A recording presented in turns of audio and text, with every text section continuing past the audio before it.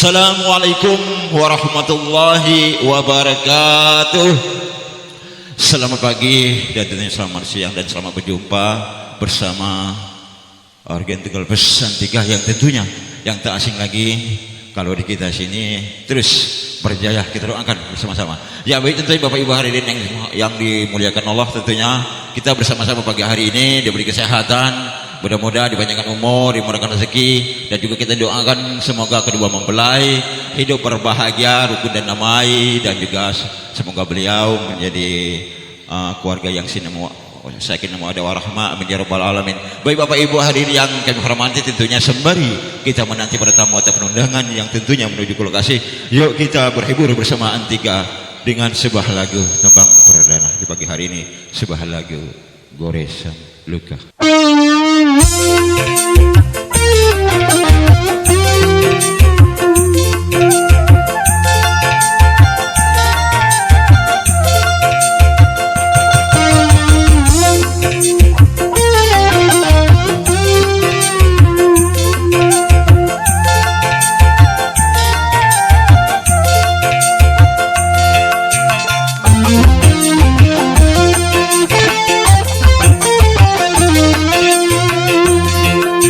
Malam gelap tiada bintang, Dewi malam bersembunyi.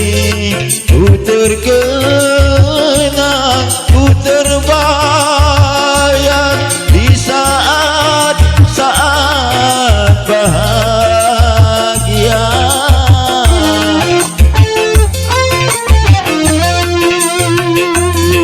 Kenangan, tinggal kenangan, kenangan tak terlupakan.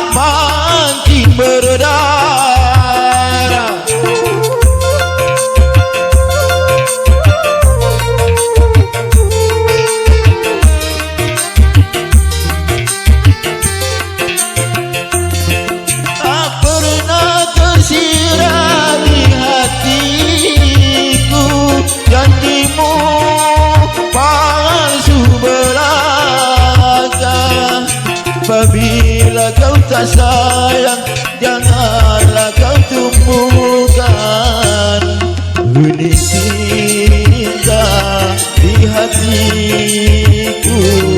Kasih sayang dalam kalbu.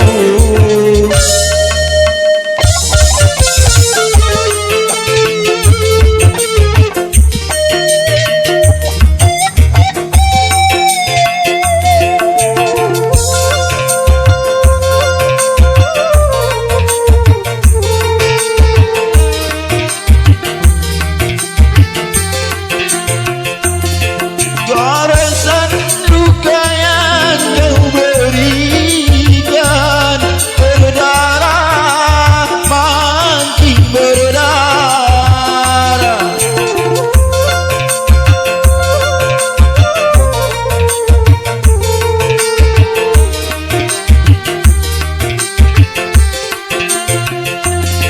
Tak pernah tersirat di hatiku janjimu palsu belaka. Apabila kau tak sayang, jangan kau tumbuhkan benih cinta di hatiku. Kasih sayang dalam kalbu.